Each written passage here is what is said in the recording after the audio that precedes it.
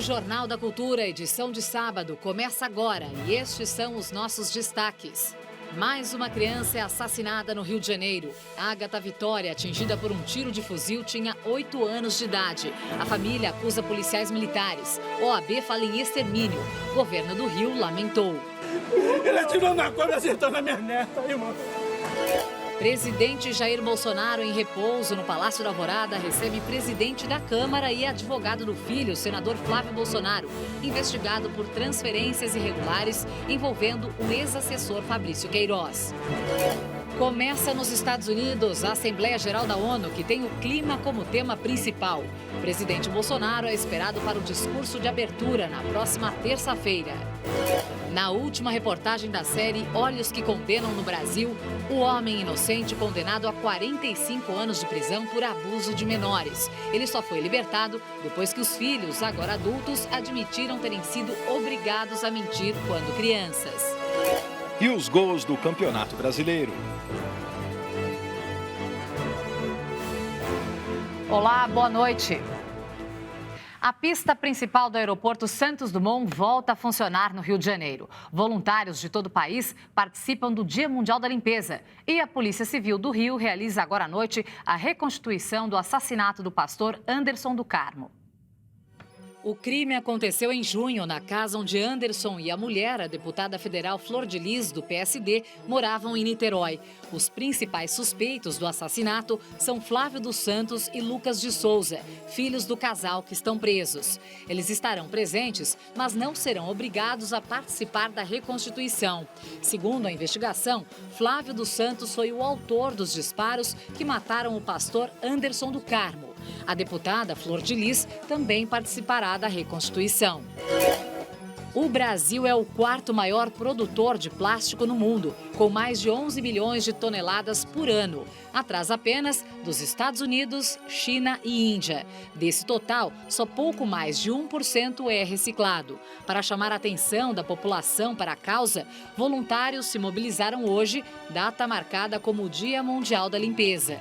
Em São Paulo, alunos da Universidade FMU se reuniram na Avenida Liberdade, no centro da capital, para recolher lixo nas ruas e calçadas. No Rio de Janeiro, voluntários recolheram plásticos das areias das praias na capital e na região metropolitana. Depois de quase um mês fechada para obras, a pista principal do aeroporto Santos Dumont, no Rio de Janeiro, voltou a funcionar. A reforma da pista começou no dia 24 de agosto e custou 9 milhões de reais. Durante o período, as companhias aéreas operaram apenas com aeronaves de pequeno porte na pista auxiliar do Santos Dumont. Os voos maiores foram transferidos para o Aeroporto Internacional Tom Jobim Galeão, na Ilha do Governador, na Zona Norte. E hoje é o Dia Nacional da Luta das Pessoas com Deficiência. E a data foi comemorada com um evento inclusivo no Memorial da América Latina, na capital paulista. Praticar exercícios, tocar instrumentos em uma banda, desenhar peças de roupas. Eles podem tudo. O Brasil escolheu 21 de setembro como o Dia Nacional da Luta das Pessoas com Deficiência, comemorado no país desde 1982 e transformado em lei em 2005. Em comemoração à data, hoje o Memorial da América Latina, em São Paulo, recebeu um evento especial com atividades físicas, música e até exposição de moda. É muito fácil a gente colocar em uma roupa um velcro, um zíper, algo que torne ela funcional na parte tangível que a gente pega na peça. A moda também é um direito, há o direito de escolha, o direito de pertencimento. Segundo o IBGE, o Brasil possui 45 milhões de pessoas com algum tipo de deficiência. O número representa 24% da população do país. Destes, 9 milhões estão no estado de São Paulo. É uma questão de inclusão, é uma questão de acessibilidade. Acessibilidade não é só a calçada alta, acessibilidade não é só a porta estreita. Acessibilidade é abrir a cabeça das pessoas. Júlio toca caixa há 6 meses no projeto Nasce, Núcleo de Apoio Social ao Cantinho da Esperança, que conta ainda com outros 30 músicos.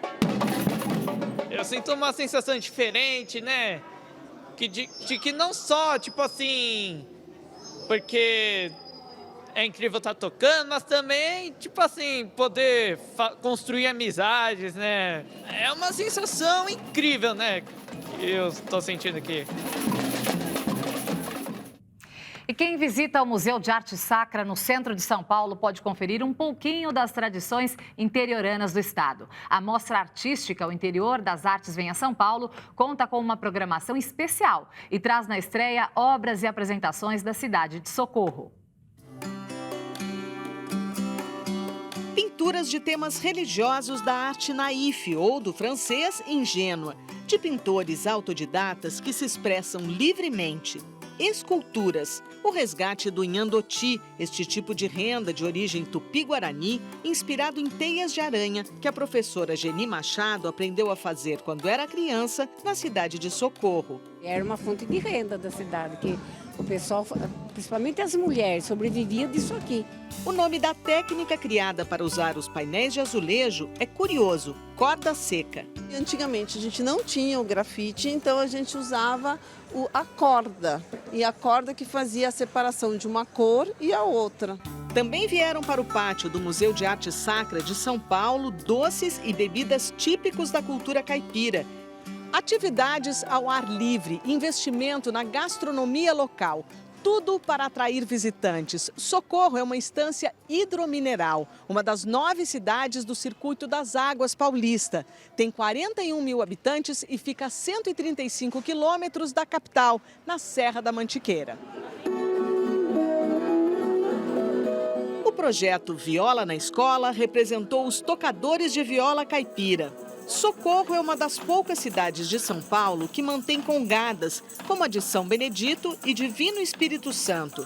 Mestre Pedro e Rainha Vânia demonstram como costumam ser os cortejos de fé e louvor que acontecem nas ruas. Congada é uma manifestação cultural, religiosa, que representa a luta dos mouros e dos cristãos. Hoje nós temos a Congada reconhecida como patrimônio cultural e material do município de Socorro. A ideia do museu é aproximar a cultura interiorana e trazê-la para apresentação na capital.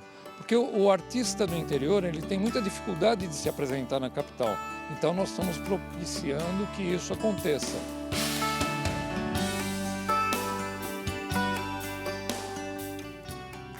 E a seguir teremos aqui no estúdio nossas comentaristas, a jornalista Patrícia Campos Melo e a criminóloga Ilana Casoy. Vamos falar sobre mais uma criança assassinada no Rio de Janeiro. E também sobre a última reportagem da série Olhos que Condenam no Brasil. O homem condenado a 45 anos de prisão por um crime que não cometeu. Nós voltamos já já.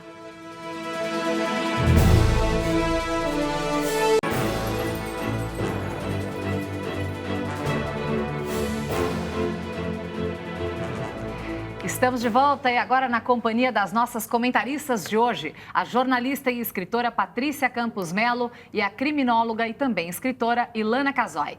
E lembrando que você pode mandar perguntas e fazer comentários pelo Twitter na hashtag Jornal da Cultura. Você já imaginou ser condenado a 45 anos de prisão por algo que não fez? O fim de um casamento, declarações forçadas e falsas dos filhos à justiça colocaram Atercino Ferreira de Lima Filho na cadeia.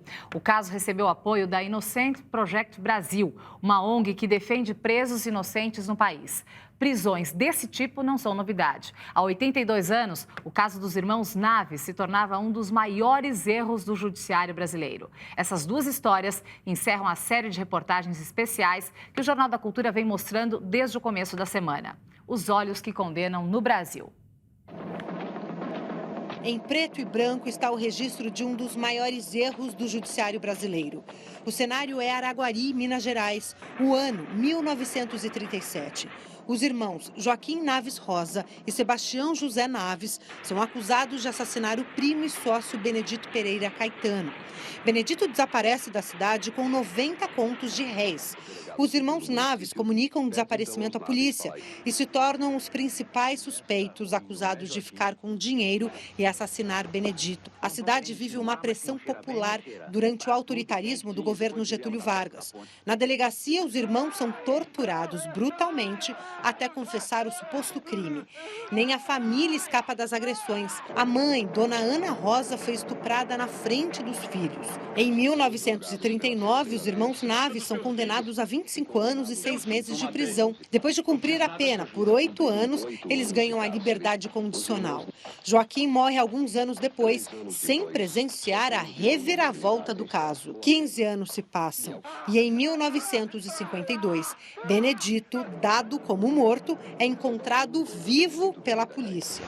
Presos por um crime que nunca existiu, o Estado foi condenado a pagar uma indenização aos irmãos Naves. Conseguidos recursos, o processo chega ao Supremo Tribunal Federal. 34 anos depois do acontecido, a família de Joaquim e Sebastião recebem a indenização. Quase 100 anos depois do caso dos irmãos Naves, nosso país ainda vive casos de erros judiciais. Alguns retratados desde o começo desta semana na série Os Olhos que Condenam no Brasil. Meu nome é Atercino Ferreira de Lima Filho e eu tenho 53 anos. O processo, na verdade, durou durante 15 anos, né? Que eu venho lutando com a justiça, tentando provar a minha inocência. Meus 3 filhos são as coisas mais importantes da minha vida, né? Eu trabalho, né, atendendo clientes por telefone, efetuando vendas. 50,65.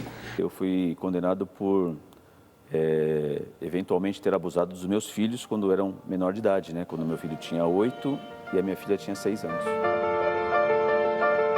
E narram gravíssimos episódios de abuso sexual pelo pai. Que eu fui preso na empresa onde eu trabalhava, o mundo ali caiu, né? Tinham passado já por um divórcio turbulento e os laudos demonstraram a inexistência de lesão, a inexistência de qualquer violência sexual contra eles. Apesar do resultado negativo dos laudos, a palavra deles falou mais alto e o senhor Atercino acabou sendo acusado, processado e condenado inicialmente a uma pena de 45 anos de reclusão. Quando cai a ficha, né, que você está numa situação daquela, realmente dá um desespero. Foram 15 anos de processo, né, e eu fiquei, desses 15 anos, praticamente 10 anos sem ter contato com os meus filhos, porque no próprio processo eu era proibido de chegar perto deles. Então, dos 8 anos do meu filho até os 18, foram 10 anos que eu perdi do crescimento deles, né? Os filhos que sabiam da inocência do pai vêm então até o projeto e pedem que a gente analise esse caso. Nós começamos a fazer uma série de diligências para apurar a verdade. Com base no depoimento, aquele depoimento feito em cartório por um dos filhos e depois a filha também se retratou da mesma forma, o projeto, a partir de então, colheu o depoimento deles novamente, levou isso ao judiciário, então eles foram ouvidos também pela Justiça, juiz, Ministério Público presentes. E disseram que haviam acusado falsamente o pai porque haviam sido coagidos fisicamente e psicologicamente por uma amiga da mãe, que morava com eles à época dos fatos. Nunca sofri por parte do meu pai, Atercino Ferreira de Lima Filho, abuso sexual ou que este tenha praticado atos libidinosos. Que nunca presenciei ou soube que minha irmã também tenha sido vítima de abusos sexuais por parte do meu pai. Tenho a esclarecer que nunca sofri por parte do meu pai, Atercino Ferreira de Lima Filho, abuso sexual ou que este tenha praticado atos libidinosos. Eu creio que são coisas passadas, né? Não gostaria muito de revirar nesse sentido. Eu só posso dizer o seguinte, que as pessoas que estavam comigo, que me ajudaram, isso sim marcou muito. Nós também colhemos o depoimento de uma senhora que cuidava das crianças à época dos fatos, é que ela dava banho nas crianças à época dos fatos e nunca constatou qualquer lesão no corpo das crianças. Essa senhora ficava com as crianças o dia inteiro e nunca viu nenhuma mudança de comportamento que sinalizasse abuso sexual. Em março de 2018, o Tribunal de Justiça de São Paulo, por unanimidade, reconheceu a inocência do seu Natercino. Para mim, um dos momentos mais felizes foi quando eu falei, hoje eu vim aqui soltar o senhor. Constatou que o crime pelo qual ele havia sido condenado nunca tinha acontecido. Da minha saída de onde eu estava até o último portão, e cada portão que se fechava era uma lembrança que eu deixava lá atrás, né? Sabendo que jamais eu voltaria para aquele lugar. Depois de 11 meses eu vi o meu filho, né? A minha filha. Mágoa não leva a nada, eu tenho certeza de que eu estou bem, é o que importa, né? Eu deixo essa pergunta para vocês. A justiça é falha? Não sei. Eu estou aqui hoje. Bom, Ilana, os filhos do Atercino foram obrigados a mentir e acusaram o pai de estupro, né? O juiz ouviu apenas e viu apenas, né, os depoimentos escritos pelo escrivão. Ele não deveria ter ouvido essas crianças? Se o juiz tivesse ouvido essas crianças, não poderia ter notado que as crianças estavam mentindo? Então, no Brasil se valoriza muito a testemunha, quem está relatando, a própria vítima, mas os relatos, a gente tem que gerar uma cultura em que o relato seja coerente com as provas que devem acompanhar esse relato. Então, nesse caso, sim, devia ter ouvido. Hoje existem métodos desenvolvidos especialmente para ouvir crianças sem causar mais dano a essas crianças do que elas já estão sofrendo. E outros exames deveriam ter sido providenciados, como que foi feito agora, sobre as sequelas, porque que a tortura causa, que o abuso sexual causa. Esses dois filhos do Atercino sofreram muito, sofreram posteriormente torturas, inclusive, por parte dessa pessoa que vivia com a mãe. Eles acusam essa senhora de torturá-los. E a culpa de ter acusado o pai, mesmo que coagidos, né, como foi difícil para eles, é a alienação parental que eles sofreram. Só agora voltam a se relacionar. Perderam 10 anos de convivência com o pai. De convivência, exato. Certo. Agora, os filhos, quando crianças, não passaram pela avaliação de um psiquiatra forense. Casos envolvendo crianças não deveriam, né, ter essa oportunidade. E outra coisa, é muito comum esse tipo de acusação quando há uma separação, uma briga pela guarda? Isso tem que ter a atenção de todo o judiciário. Quando você tem um divórcio turbulento, uma separação turbulenta, e tem briga de guarda, várias acusações são julgadas à mesa do juiz, e ele tem realmente essa responsabilidade de corroborar toda e qualquer acusação com uma prova científica, que eu adoro, né? Então, o psiquiatra forense, o psicólogo que acompanha, exames, né? Isso tem que... Tudo está muito bem coordenado, o juiz deve pedir, deve exigir, para se amparar também de cometer uma injustiça. Veja, nenhum juiz quer cometer uma injustiça, claro, como a que o Atercino sofreu. Ninguém faz isso premeditadamente. Então, os nossos juízes hoje, creio que têm que estar muito atentos e estudar muitos casos e no que você tem de recurso para se amparar. Agora, Ilana, a revisão de condenações é muito comum no Brasil? O Brasil é um país que faz revisão, isso é bacana, né? Quando você tem um novo dado, uma nova prova, mas é difícil no Brasil reconhecer. O Brasil é um país que não reconhece muito o seu erro. É difícil, eu tenho outros casos que eu acompanho, como o caso dos médicos em Belém, que ele perde, você recorre, você traz. É uma luta difícil, porque o tempo vai passando e progride de regime, as pessoas que estão vitimadas por essa prisão.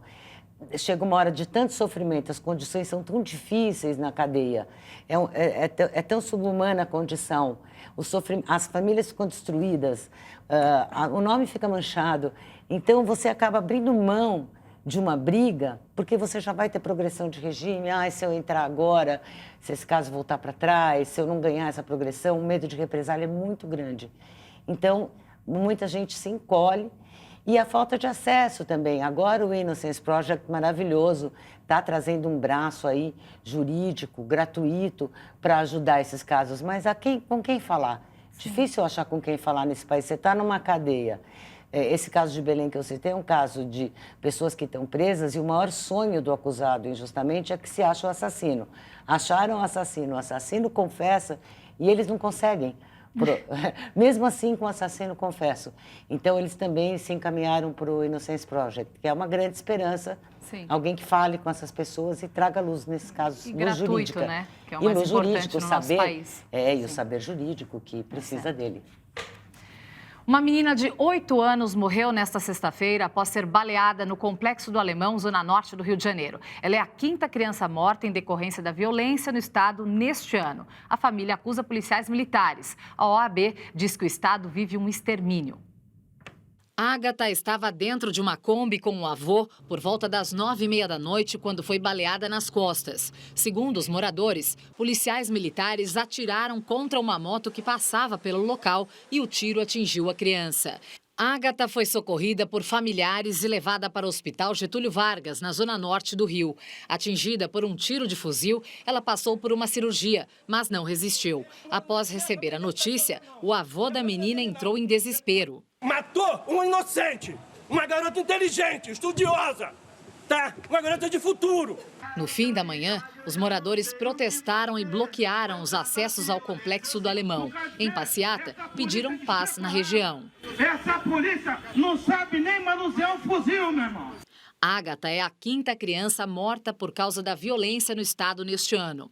Em nota, a Polícia Militar informou que por volta das 10 da noite, policiais da UPP Fazendinha foram atacados em vários locais da comunidade ao mesmo tempo. Os PMs revidaram a agressão e houve confronto. A Coordenadoria de Polícia Pacificadora disse que vai abrir um procedimento para verificar as circunstâncias da ação. O número de pessoas mortas e feridas por balas em locais onde havia policiais civis ou militares aumentou 16% neste ano na região metropolitana do Rio. Um levantamento da plataforma Fogo Cruzado revela que de 1º de janeiro a 3 de setembro, 23 pessoas morreram e 61 ficaram feridas na Grande Rio. No ano passado, no mesmo período, 17 pessoas morreram e 55 ficaram feridas nas mesmas circunstâncias. A violência no Rio de Janeiro faz vítimas também entre os policiais. Um PM foi morto a tiros durante um patrulhamento em Benfica, na zona norte do Rio. O cabo Leandro de Oliveira Silva tinha 39 anos e se tornou o 44º policial morto em serviço este ano. Bom, Patrícia, o número de mortes violentas, como nós vimos no VT, não para de crescer. É a 5ª criança morta esse ano. Como que a gente consegue explicar, né, essa violência que só cresce no Rio de Janeiro? Está fugindo do controle já, né, do Estado. Certamente, Karen. Como você disse, você também tem muitos crimes contra policiais, mas uma coisa que chama atenção é o aumento das mortes causadas por violência de policiais, que já foi de 46% no primeiro semestre. Esses são números que foram divulgados. Você tem um uso maior de força, tanto por parte da Polícia Militar quanto da Polícia Civil, e isso é uma coisa que vem um pouco sinalizada do governo do Rio de Janeiro, né? Você teve aquele episódio da ponte Rio-Niterói, em que o governador Wilson Witzel, ele comemorou a morte do sequestrador pelo policial. Isso foi muito criticado, né, como um sinal, é uma sinalização muito complicada, né, para as forças, se você meio que passa a mensagem de que tudo bem você ter esse tipo de morte. Então, eu acho que existe uma preocupação muito grande em relação à violência policial no Rio hoje em dia. Certo. Agora, Ilana, nós vimos, né, o desespero do avô da menina que foi morta, né? Ele disse assim, minha neta é uma menina estudiosa, uma menina honesta, e muitas vezes a violência no Brasil, ela adoece, ela cai no esquecimento. Agora, quem sofreu, quem foi vítima desse sofrimento, não esquece e também não vê a recompensa, né? Por que isso é tão recorrente no Brasil? Acho que o Brasil sofre de um problema crônico, que é identificar culpados responsáveis por certas situações. Essas situações de tiroteio na rua ou em comunidades, você tem muita dificuldade de isolar o local de crime, que é principal, ninguém mexer ali. O brasileiro tem que criar essa cultura de o povo mesmo ajudar que ninguém mexa, para que sejam recolhidos projéteis, cápsulas, para que as posições não sejam trocadas. Muitas pessoas mortas são socorridas, tirando elas do próprio local, o que dificulta você entender o que aconteceu ali. Os próprios laudos, a pessoa estava de costas, estava de frente, estava passando, a quantos metros, estava claro, estava escuro, tudo isso a perícia é capaz de fazer. E aí, então, banco de balística, nós temos que ter, cada arma tem que ter sua amostra para poder identificar, porque a menina levou um tiro e temos lá coletado o que atingiu. Então, é possível identificar a arma de onde saiu para que essa pessoa que puxou o gatilho possa explicar o que houve. Então, acho que é mais importante do que a gente hoje pensar no Brasil em aumentar os anos de pena das pessoas, a gente tem que pensar como investir para identificar os autores responsáveis e depois a justiça vai julgar se eles estavam numa ação legítima, se não era, mas primeiro a gente tem que identificar quem é que foi que acertou essa menina, onde estava posicionado, em que situação estava. Primeiro, a identificação é a mais importante. Agora, o caso Ágata, por se tratar de uma criança, né, tem alguma particularidade que pode causar punições mais severas aos envolvidos, por se tratar de uma criança? Eu não sei te responder juridicamente, mas eu entendo que todas essas discussões são posteriores a identificar quem é responsável. Acho que a gente deve concentrar esforços não mais na parte jurídica, que hoje é muito comentado, todo mundo entende um pouco, todo mundo acha um pouco, e passe a discutir métodos para identificar com prova científica os autores dessas situações, por que ela sai de controle, quem estava responsável por essa ação. Pode acontecer uma fatalidade? Pode acontecer, mas pode ser por negligência, pode ser por acidente, pode ser, enfim, tantos motivos. O que a gente vê muito no Brasil, né, até hoje que eu toquei nesse assunto e eu acho importante frisar, é que muitas vezes esses crimes caem no esquecimento. A pessoa às vezes não tem um poder aquisitivo adequado para buscar um advogado, né, que brigue mais por essa causa, e a vítima, esse avô, com certeza vai ficar atrás cobrando a justiça. Cobra e tem dificuldade. E é o que a Helena disse, o maior problema hoje em dia é o baixo índice de crimes que são solucionados. Né? Não adianta você dizer, vamos ter penas mais duras, vamos aumentar o número de pessoas na prisão, se você não consegue solucionar os crimes. Nem solucionar. Mensagens reveladas por jornal hoje colocam o ex-senador do PSDB em delação premiada da Lava Jato. E ainda em recuperação da 4ª cirurgia pela facada que sofreu, o presidente Jair Bolsonaro teve sábado de encontros oficiais e extraoficiais no Palácio da Alvorada. Apesar do repouso recomendado pelos médicos, Bolsonaro recebeu o deputado Rodrigo Maia, presidente da Câmara, que ficou menos de 1 hora no Alvorada. Na pauta, as votações que o Congresso tem pela frente. O ministro das Relações Exteriores, Ernesto Araújo, e o assessor especial da presidência para assuntos internacionais, Felipe Martins, também estiveram no Alvorada para acertar os detalhes da participação de Bolsonaro na Assembleia Geral da ONU. Uma visita que não estava na agenda pública foi a do advogado do filho do presidente, o senador Flávio Bolsonaro, Frederic Vassef. Ele ficou na residência oficial por quase 2 horas e o conteúdo da conversa não foi divulgado.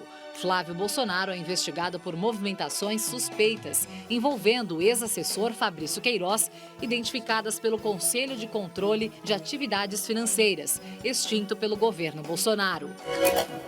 Mensagens divulgadas hoje pelo jornal Folha de São Paulo e o site The Intercept Brasil indicam que o empresário Léo Pinheiro, ex-presidente da construtora OAS, afirmou em delação premiada que o ex-ministro de Relações Exteriores e ex-senador Aloysio Nunes seria o coordenador da captação de propinas para campanhas do PSDB. A delação foi aceita para investigação pelo ministro do Supremo Tribunal Federal, Edson Fachin.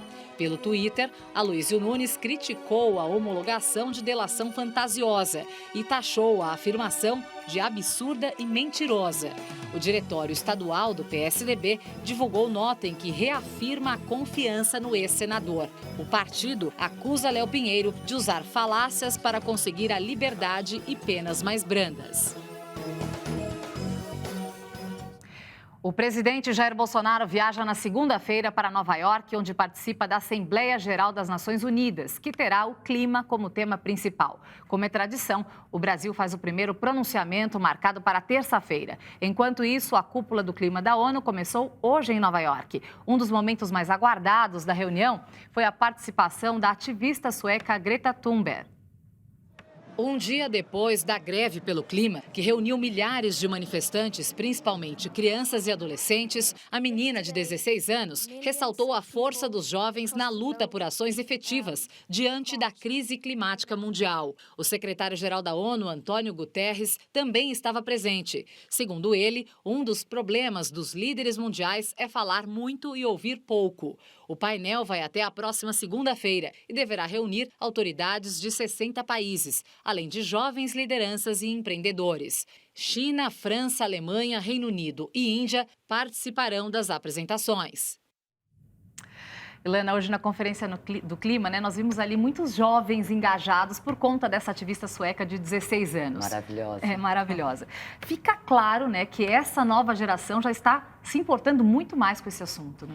Eu acho isso um avanço incrível, porque o mundo é deles, né? Eles é que vão prosseguir. A gente, mal e mal, fez alguma parte, eles vão fazer toda a parte. Então, essa questão, essa emoção que essa menina gera, essa mobilização internacional, e os nossos jovens, e os nossos do mundo inteiro, entendendo que também depende deles, assumindo a sua parcela aí de responsabilidade quanto a esse assunto, e se movimentando, e ensinando seus próprios pais, seus próprios avós. Aqui em São Paulo estava linda a manifestação. Então, eu acho que é incrível como a gente precisa mesmo, ainda a educação, a cultura é o nosso maior bem. Na manifestação de São Paulo, nós vimos famílias inteiras, né? Criança, mãe, pai, vó, todo mundo. Patrícia, será que o presidente Bolsonaro vai conseguir, perante a Assembleia da ONU, reverter essa imagem negativa que ele deixou relacionada aos assuntos do meio ambiente? Olha, Karen, é uma missão bem difícil, né? Eu acho que ele vai chegar, como discurso, tradicionalmente ele que começa, né, o primeiro discurso na Assembleia Geral da ONU, e ele tem duas missões ali. Isso já foi dito, quem está ajudando a fazer o discurso é o assessor internacional da presidência, Felipe Martins, e o chanceler Ernesto Araújo. O ministro do Meio Ambiente, o Ricardo Salles, também vai estar na plateia. Ele vai falar duas coisas. Primeiro, nós no Brasil conseguimos cuidar da Amazônia, né? É a nossa soberania, nós não queremos ingerência de outros países sobre a maneira com a qual nós estamos cuidando da Amazônia, e nós vamos assumir o controle aí das queimadas. Tanto que ele estendeu aí o uso das forças do Exército na Amazônia para combater essas queimadas, mas vai ser bastante difícil. Você vai ter fora, por exemplo, vários protestos estão programados, né, de vários grupos ativistas e jovens também, contra o que eles percebem como uma atuação aí falha do governo brasileiro em relação à preservação da Amazônia. Então, ele vem dizendo, o presidente Bolsonaro, que ele não vai ser combativo, agressivo. Então, a gente não sei se dá para a gente esperar ele, por exemplo, puxando uma briga com o presidente francês Emmanuel Macron, que eles vêm aí se alfinetando diversas vezes nos últimos tempos. Mas certamente ele vai fazer um discurso bastante centrado na soberania brasileira e contra a ingerência internacional na Amazônia. Falando no que ele vai falar, né? Ele já disse que vai fazer um discurso objetivo e que não vai brigar com ninguém. Mas mesmo assim ele falou que sabe que a mídia vai bater nele. Exato. Porque a mídia só reclama. Você, como jornalista, como que avalia essa fala do presidente? Bom, essa é uma fala comum dele, né, de dizer que a mídia sempre está antagonizando o governo, mas eu acho que, de qualquer maneira, ele sabe que ele está ali no foco, nos holofotes, nesse discurso. Ele vem sendo muito criticado, vai ser difícil ele sair por cima. Ele diz que vai ser objetivo, sim, será, mas a gente pode esperar, por exemplo, a se guiar, por exemplo, pelos discursos do ministro Ernesto Araújo, que vem batendo muito com o que eles dizem que é um alarmismo climático, né, um exagero em relação ao aquecimento global, e também que é um uso aí por outros países que querem competir com o Brasil da questão ambiental de uma forma aí meio clandestina, né, e não honesta nessas críticas que vem fazendo ao Brasil. Tá. Outro ponto que eu acho importante falar, esses atos, essas manifestações estão conscientizando as pessoas, né? E a postura das indústrias, que são as principais causadoras pelo efeito estufa. Elas não teriam que mudar também a sua postura, a sua conduta? Eu acho que isso vem sendo feito. Você tem algumas empresas, por exemplo, você tem um movimento de desinvestimento em empresas de combustíveis fósseis. Isso é um movimento grande, até o Bill Gates recentemente criticou, disse que não é por aí, que na verdade você tem que investir em combustíveis renováveis em vez de boicotar as empresas de petróleo, por exemplo. E muitas empresas, você viu, por exemplo, a Timberland e a Vans anunciando que iam parar de comprar couro do Brasil. Sim. Porque vinha de desmatamento. Você tem esse tipo de conscientização. muita coisa depende dos governos, né? Você tem, por exemplo, nos Estados Unidos, como o governo Trump é contra e saiu do Acordo de Clima de Paris, você tem estados e empresas tomando isso nas próprias mãos e fazendo iniciativas independentes. Então, acho que existe sim uma conscientização de parte das empresas, mas outras, isso compromete o negócio principal delas, por exemplo, muitas de petróleo. Aliás, o Trump já disse que não vai participar, né? Ele não vai, não vai. Tensão no Oriente Médio. A Guarda Revolucionária do Irã ameaçou responder qualquer ataque que o país sofra. O chefe da Guarda Revolucionária Iraniana, General Hossein Salami, prometeu destruir qualquer agressor ao Irã. A ameaça vem um dia depois do presidente norte-americano Donald Trump aprovar novas sanções ao Banco Central do Irã e o envio de tropas para ajudar o sistema de defesa da Arábia Saudita, país aliado dos Estados Unidos. A tensão entre norte-americanos e iranianos cresceu depois dos ataques a uma companhia petrolífera na Arábia Saudita há uma semana. Estados Unidos e Arábia Saudita culparam o Irã, que nega envolvimento nos bombardeios. O Vaticano divulgou hoje a lista de participantes do Sínodo da Amazônia, uma assembleia especial presidida pelo Papa Francisco que vai discutir temas relacionados ao meio ambiente e assuntos internos da Igreja para aquela região no próximo mês.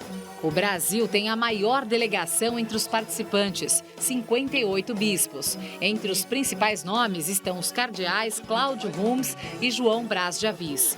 Além dos bispos, o Papa Francisco também convidou para o encontro cientistas, representantes de igrejas evangélicas e povos indígenas. Em Paris, na França, a polícia disparou bombas de gás lacrimogênio e deteve pelo menos 90 pessoas que participavam de um protesto neste sábado. Apesar da maioria dos manifestantes não vestir coletes amarelos, o objetivo das prisões era conter atos do grupo, que surgiu em novembro de 2018, motivado pelo aumento das tarifas sobre os combustíveis e se transformou em um movimento popular contra a queda do poder aquisitivo. Bom, Ilana, começando pela notícia boa, a irmã Dulce vai ser a primeira mulher brasileira a se tornar santa e vai ser no dia do Sínodo da Amazônia, dia 13 de outubro. Essa foi a ocasião escolhida pelo Papa. Ele acertou? Eu acho que ele acertou muito, esse Papa é muito especial. E a gente tem a irmã Dulce, que tem um trabalho mais do que reconhecido internamente, em vez das mulheres não só se empoderarem e serem empoderadas, como também ganhar visibilidade. Isso é muito importante. As mulheres, tanto quanto os homens, fazem coisas maravilhosas até a ponto de serem canonizadas e estão ganhando sua visibilidade, sua vez.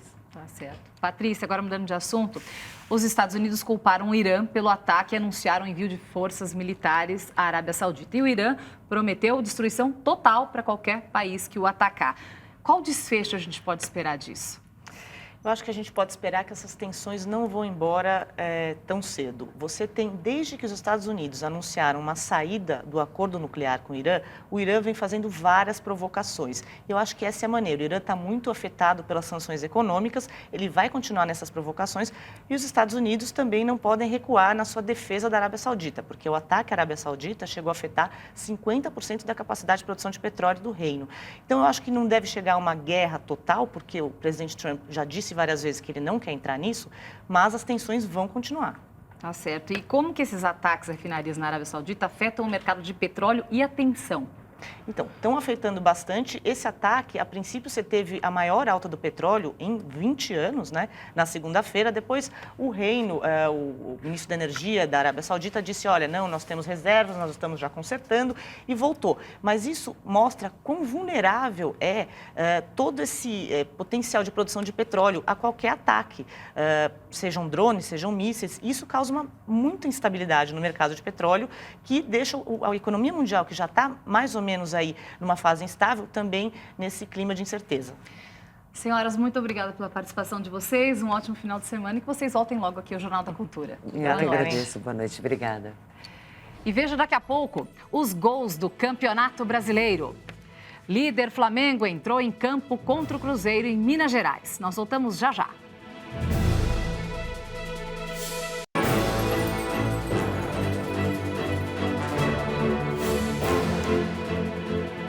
E agora é hora do esporte. Vamos às notícias com o Cadu Cortez. Boa noite, Cadu. Tudo bem? Tudo bem, Karen? Beleza? Beleza. O que você traz pra gente hoje? A gente começa falando um pouquinho de futebol, inicialmente pelo velho continente. Teve bola rolando pelo campeonato alemão, pelo espanhol. E a gente começa com o campeonato inglês, que teve gol para tudo quanto é lado. Vamos ver.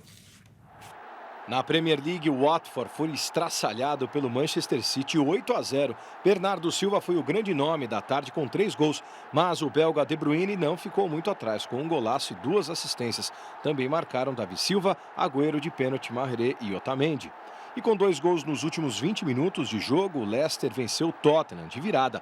Os Foxes venceram por 2-1, jogo marcado pelo árbitro de vídeo, novamente protagonista. Ricardo Pereira e Maddison fizeram os gols do time mandante, enquanto Harry Kane descontou. No alemão, Bayern de Munique e Colônia, Robert Lewandowski marcou os 2 primeiros gols da goleada e disparou na artilharia do campeonato com 9 gols em 5 jogos. Pênalti para os bávaros. Foi preciso bater 2 vezes para fazer o terceiro. Coutinho bateu com precisão. O croata Ivan Perisic fechou a goleada em contra-ataque rápido do Bayern. E no espanhol, fora de casa, o Barcelona voltou a jogar mal e perdeu para o Granada. Balão subiu e encobriu o goleirão Ter Stegen e Aziz fez 1-0. O segundo foi de pênalti com Vadilho. Muito bem. E por aqui, rodada do Campeonato Brasileiro, foram 3 jogos, desde as 11 horas da manhã até jogos que terminaram há poucos instantes. Vamos ver os gols.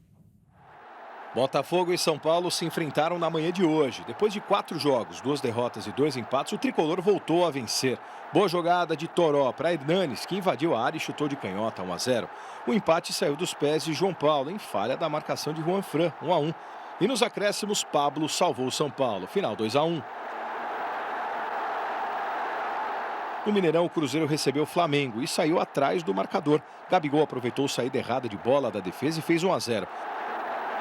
O empate saiu de pênalti, convertido por Thiago Neves. O Flamengo saltou à frente do marcador de novo. Gabigol fez um excelente corta-luz e deixou para Rascaeta, que bateu de primeira. Final 2-1 rubro-negro. Mais tarde, Corinthians e Bahia no Itaquerão. 2 lances com árbitro de vídeo. Corinthians fez 1-0 com Wagner Love, depois o juiz conferir a bola no braço de Juninho. Mas o Bahia também foi beneficiado pelo VAR. Pênalti de Cleison em Gregory. Gilberto cobrou 1-1. Mais tarde, uma enfiada linda de Pedrinho e Cleison deixou o Timão na frente de novo, final 2-1. Bem, Santos e Grêmio estão jogando agora 0-0. A gente vai para o surf. Agora 3 brasileiros se classificaram para a final da etapa de Lemoore, que acontece nos Estados Unidos, no Circuito Mundial de Surf. Uma curiosidade é que essa é a única prova que acontece numa piscina de ondas, literalmente, piscina artificial, que fica localizada no rancho do multicampeão norte-americano Kelly Slater. Vamos ver. 8 surfistas disputavam as 4 vagas para a grande final. Entre eles, os brasileiros Iago Dora, Gabriel Medina e Felipe Toledo, Filipinho. Dora não teve bom desempenho e foi eliminado na primeira etapa. Após as primeiras baterias, Medina, Filipinho, o australiano Owen Wright e o americano Griffin Colapinto se classificaram para a final. Medina, inclusive, foi o melhor e ficou em primeiro lugar da tabela. Com manobras espetaculares, ele cravou a melhor nota até então, 9,93. Antes do final da prova, Filipinho sentiu fortes dores nas costas e teve que sair para se tratar. Se tratou, acabou ficando fora dessa final e Gabriel Medina acabou de terminar o campeonato e se sagrou bicampeão no Surf Ranch. Essas foram as principais notícias do esporte para você. Boa noite, Karen. Valeu. Boa noite. Obrigada, Cadu. Valeu. E a gente termina essa edição do Jornal da Cultura com as imagens que viraram notícia hoje. Acesse o nosso canal no YouTube. O endereço é youtube.com/jornalismo TV Cultura. Muito obrigada pela companhia. Uma boa noite, um ótimo domingo a todos. Até segunda.